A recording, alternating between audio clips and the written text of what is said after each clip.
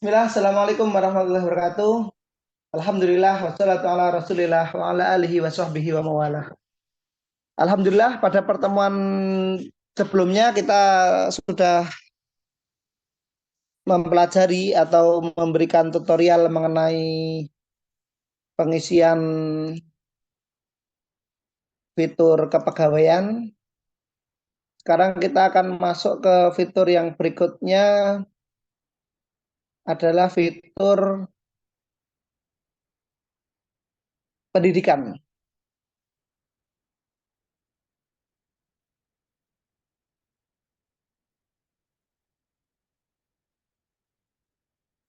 Nah, pada fitur ini kita berharap saat ini tim kependidikan sudah hadir untuk menyimak presentasi dari kami.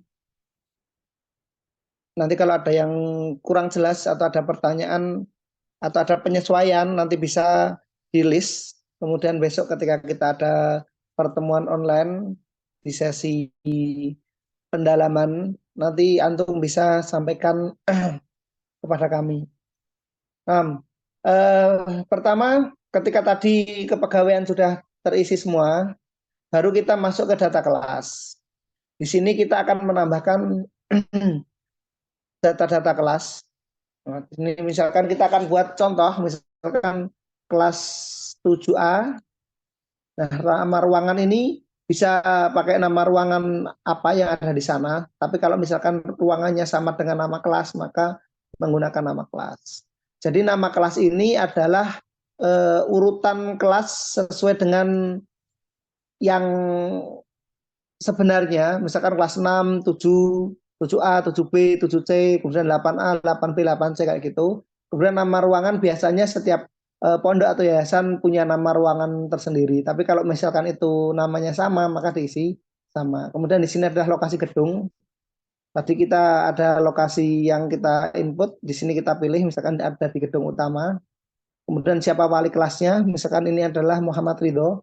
Jadi wali kelas ini akan muncul hanya khusus untuk yang ada di bagian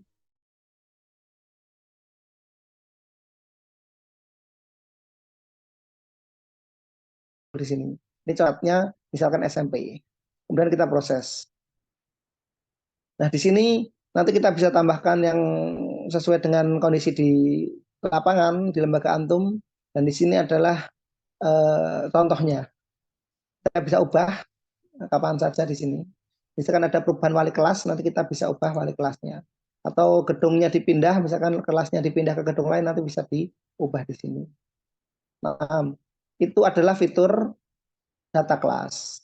Jadi sebelum antum memasukkan data-data yang lain, masukkan dulu data kelasnya. Kemudian yang kedua adalah data mata pelajaran. Di sini kita masukkan tambah mapel, ada tombol tambah mapel di ujung sini. Nah, kemudian di sini masukkan nama pelajaran, misalkan bahasa Indonesia, kemudian ini pengetahuan umum, kemudian diklik proses. Nah, ini akan bertambah. Kita tambahkan lagi misalkan bahasa Inggris, pengetahuan umum, klik proses. Misalkan lagi fikih, syariat, klik proses, dan seterusnya. Kemudian di sini ada data siswa. Nah, data siswa ini perlu kita sampaikan dulu ya. Jadi kalau antum berada di tengah perjalanan, artinya lembaga antum sudah berdiri sebelum aplikasi ini dipakai, berarti antum nanti harus menambahkan siswa menggunakan fitur ini. Tetapi jika nanti mulai tahun depan untuk PSB, antum nggak perlu fitur ini karena nanti untuk proses PSB nanti sudah ada fiturnya. Jadi nanti ketika orang tua mendaftar sampai proses pembayaran sampai proses seleksi, nanti sistemnya otomatis akan ada di sini. Kita tinggal setting dia di listnya dan juga berapa nominal SPP, daftar ulang dan lain-lain. Nah, jadi fitur ini adalah fitur yang antum gunakan di proses pertengahan ini. Jadi untuk menambahkan data-data santri. Nah, kemarin beberapa lembaga juga minta request kalau nambah datanya tambah siswanya pakai import. Itu juga sudah kita akomodir, nanti kita akan sedang dalam proses develop, tetapi karena kita harus melakukan training on offline, kita harus melakukan training online pada saat ini, maka kita buatkan yang basic dulu. Nanti untuk fitur importnya akan menyusul. Itu lebih mudah, jadi tidak perlu kita ajari nanti. Insya Allah.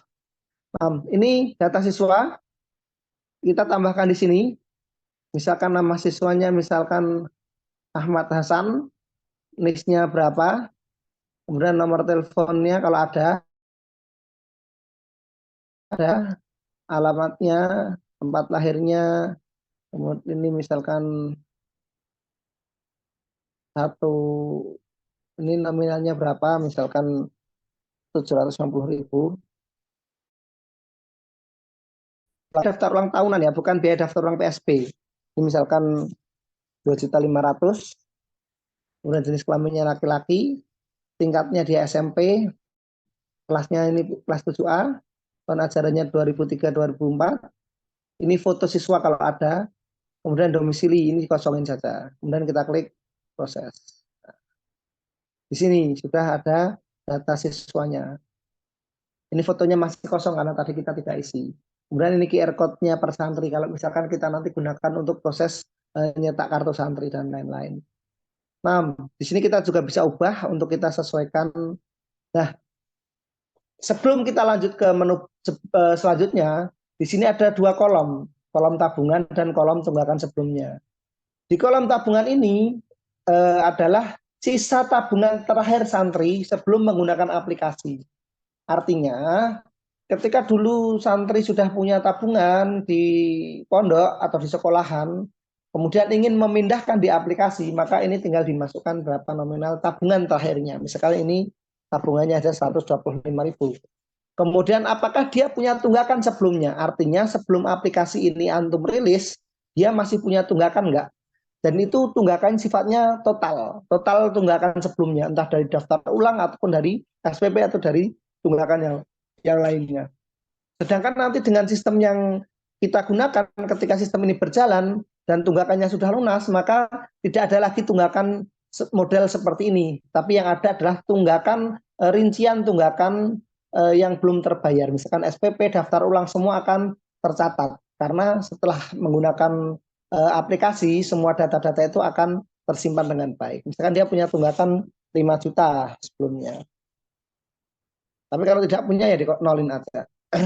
Ini apakah dia penerima daftar ulang atau tidak? Penerima beasiswa daftar ulang enggak? Ataukah dia menerima SPP atau tidak? Jadi kalau dia penerima beasiswa SPP, kenapa kita pisah? Karena terkadang ada santri yang dia itu dapat beasiswa SPP tapi dia tetap bayar daftar ulang, atau sebaliknya, dia daftar ulang harus selalu bayar tetapi SPP-nya dia tidak gratis artinya. Tapi kalau dia dua-duanya gratis, ini pilih ya, ini pilih ya. Artinya nanti di aplikasi orang tua nggak perlu bayar lagi dan nggak ada tagihan seperti itu. Kemudian jenis siswa, ini contoh siswa, jenis-jenis siswa yang ada di sistem. Kita bisa misalkan siswa umum berarti dia tidak ada kaitannya dengan siapapun. Misalkan ini anak pegawai, biasanya anak pegawai nanti dikasih potongan atau gratis, berarti ini pilih ya. Misalkan ini anak pegawai, tapi kalau dia misalkan yatim, misalkan dia dapat beasiswa SPP sama daftar ulang, misalkan seperti itu. Atau dia ini contoh yang lain, nanti kalau antum ada tambahan nanti bisa disampaikan kepada kami. Ini kita setting siswa umum aja ya. Ini juga sudah, ini tinggal kita proses. Nah, jadi seperti itu caranya untuk yang versi lama. Artinya nanti di versi baru antum nggak perlu input satu-satu karena nanti ada tombol importnya. Jadi langsung diimport menggunakan Excel. Nah, yang kedua adalah kartu siswa. Kartu siswa atau kartu santri ini berfungsi untuk proses menggunakan kartu. Jadi nanti lembaga antum punya, masing-masing santri punya kartu sendiri yang bisa digunakan untuk misalkan absen makan, kemudian absen izin kepulangan dan lain-lain, nanti bisa menggunakan kartu. Ini sudah kita lengkapi dengan kode nomor kartu, nanti kita tinggal inputkan saja menggunakan RFID. Kita juga menyediakan itu kalau misalkan antum berminat. Tapi kalau ada beberapa lembaga yang tidak menggunakan kartu santri tapi menggunakan scan wajah. Nanti ketika santri jajan ke kantin itu bisa menggunakan scan wajah dan juga fingerprint. Nah, untuk menggunakan fitur itu monggo nanti menggunakan Wakaf Plus namanya, itu nanti menghubungi tim kami yang ada di grup. Nah, lanjut kita dan menu berikutnya di pendidikan adalah rekap absensi siswa. Jadi nanti kita bisa tahu misalkan nama siapa, ini kita set milih misalkan 2003 kelas 7A. Nah, kita filter. Nah, ini ada tadi Ahmad Hasan. Karena ini belum ada kegiatan mengajarnya, maka ini kosong semua. Ini kita bisa cetak, copy Excel, CSV, PDF, dan lain-lain. Nah, berikutnya adalah menu mutasi pindah sekolah. Nah, di sini ada dua menu, mutasi pindah sekolah dan mutasi pindah kelas. Kita akan kembali ke data siswa. Di sini tidak ada tombol hapus. Artinya, siswa ini tidak bisa dihapus, tetapi bisanya dimutasi pindah sekolah.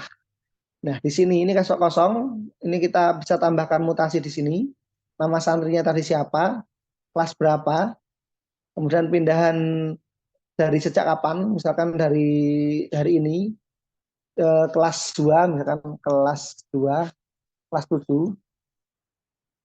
Kemudian pindah kemana, misalkan SMP Negeri 2, 1. Kemudian detail santri tidak kerasan dan minta dijemput ortunya misalkan. Nah, ini klik proses, otomatis Hasan ini nanti dia akan tidak aktif lagi di kelas dan juga di asrama. Jadi tidak ada fitur hapus, tetapi yang ada adalah fitur mutasi. Tujuan kita buat fitur ini adalah agar pencatatan santri keluar masuk itu lebih rapi. Jadi kita tahu bisa tracking nanti seperti itu. Kemudian ada yang kedua, ini enggak anak proses. Kalau anak proses ini hasilnya udah nggak bisa kita gunakan untuk demo soalnya. Kemudian ada fitur namanya mutasi pindah kelas. Bedanya adalah Hasan ini kita contoh ya, kita tambah mutasi. Nah, santrinya Hasan ini kalau dia NIS-nya masih sama, kita gunakan NIS-nya lama karena dia hanya pindah kelas saja. Kedua belum kita buat, nanti ada banyak kelas di sini, misalkan kelas 8A gitu. Kemudian kita tambahkan tahun ajaran yang berikutnya, kita proses. Nanti otomatis Ahmad Hasan ini yang tadinya SMP kelas 7A dengan NIS ini akan berpindah menjadi SMP kelas 8A dengan NIS yang sama. NIS-nya diubah kalau itu NIS-nya baru. Misalkan dia pindah tingkat. Jadi di fitur ini ada dua fungsi. Selain pindah kelas, juga pindah tingkat, pindah jenjang. Jadi ketika ini pindah kelas, biasanya tingkatnya tetap sama, cuma kelasnya saja yang berbeda. Tetapi NIS-nya kita samakan dengan ini. Dan tahun ajarannya biasanya berubah. Tapi kalau dia pindah tingkat, jadi di lembaga antum ada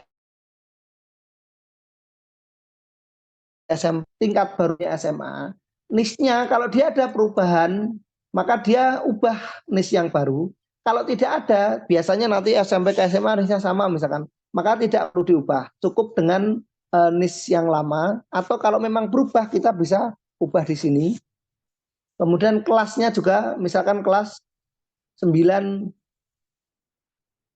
10A misalkan atau 10B dan lain-lain. Nanti tergantung dari data kelas nanti yang diinput. Kemudian tahun ajarannya kita ubah. Kita klik proses, maka otomatis Hasan nanti akan berubah jadi SMA dengan NIS yang baru, atau kalau misalkan yang baru dengan kelas yang baru juga dan dengan ajaran yang baru. Jadi kita anak ulangi, kalau dia pindah kelas saja cukup mengubah kelas barunya. Di sini nanti ada list banyak. Sama tahun ajaran biasanya. Tapi kalau dia pindah jenjang, dia diubah jenjang baru, NIS baru kalau ada perubahan, sama kelas baru, sama tahun ajaran baru. Jadi fitur mutasi pindah kelas itu punya dua sistem pindah kelas dengan tingkat jenjang yang sama atau jenjang yang berbeda. Kenapa kita namakan pindah kelas? Karena pindah jenjang pun tetap pindah kelas juga, cuma itu kan tetap di satu yayasan gitu. Cuma nanti akan tingkat jenjangnya jadi naik seperti itu.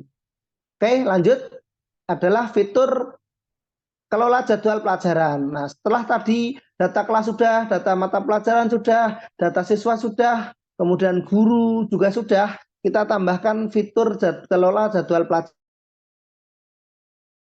Mengeklik tombol kelola jadwal pelajaran, kemudian kita klik tombol tambah jadwal pelajaran. Nah, di sini ada kelas, kemudian mata pelajaran misalkan bahasa Indonesia, kemudian ini misalkan gurunya adalah Muhammad Ridho, hari Senin, jam awalnya misalkan ini jam 8, kecepatan, jam 9, 1 jam misalkan, ajaran misalkan yang ini. Kita klik proses.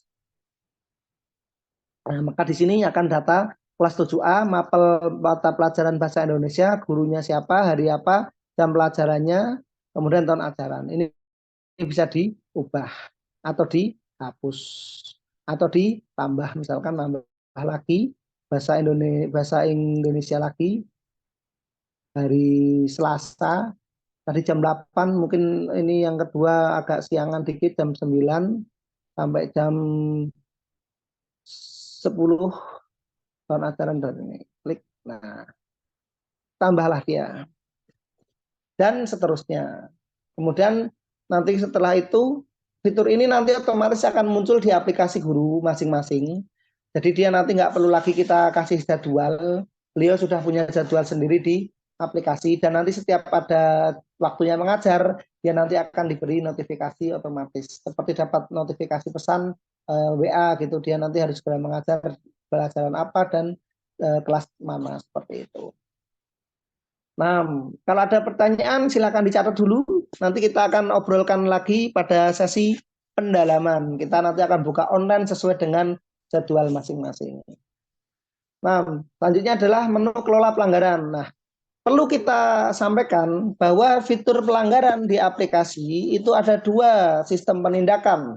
Yang pertama, ketika dia pelanggaran di dalam jam KBM, maka dia akan yang menindak adalah kepala bagian kependidikan. Biasanya sih ada PK-nya.